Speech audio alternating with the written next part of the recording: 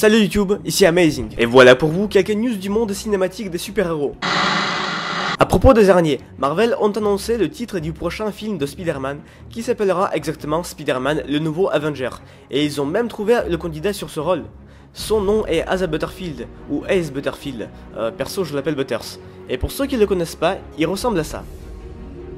Pour en juger de ses compétences d'acteur, il a joué dans le film comme La Stratégie Under ou encore Wolfman. Mais en tant qu'adorateur de Spider-Man, je ne le vois franchement pas dans le rôle du tisseur. Ah mais s'il vous plaît, arrêtez de mutiler ce pauvre Peter Parker. N'essayez pas de trouver un bon acteur à ce rôle, c'était mieux avant. C'était génial avec Tobey, c'était bien avec Garfield, mais là c'est bon, arrêtez. C'est un rôle trop fragile pour aller le proposer à n'importe qui à droite et à gauche. Et j'espère qu'il n'apparaîtra pas dans Civil War, car s'il doit être très jeune dans le film, c'est encore trop tôt pour lui.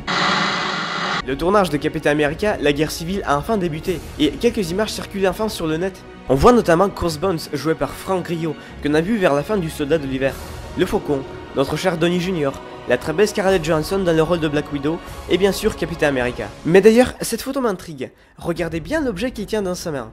Il a étrangement une forme d'un petit marteau, et il me vient à l'idée qu'il sert pour réaliser des effets spéciaux, comme, je sais pas, le marteau de Thor en pleine puissance par exemple.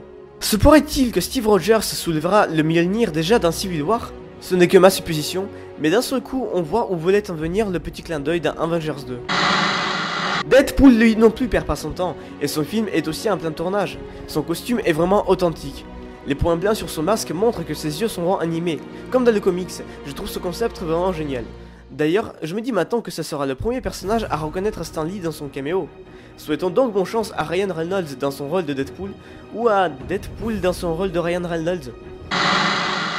Du côté de DC, tout le monde en parle de Batman vs Superman, mais on oublie le Suicide Squad, l'équipe folle de Joker, qui lui sera joué par Jared Leto. Sérieux, sur cette image il me rappelle Marilyn Manson. Un autre personnage fétiche, Harley Quinn, apparaît enfin. Malheureusement, elle ne porte pas de costume d'Arlequin, son image est tirée de la saga d'Arkham et des dernières issues. Mais on reconnaît notre petite Harley.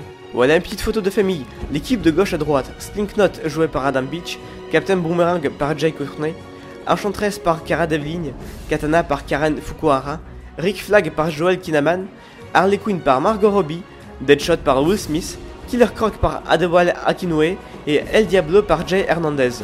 Et c'est normal que le Joker n'est pas présent, c'est lui qui prend la photo. Pour la fin, voilà une petite affiche des films dont la sortie a été annoncée. C'était les dernières news du cinéma de super-héros. Partagez les vidéos et écrivez ce que vous en pensez. C'était Amazing, à la prochaine.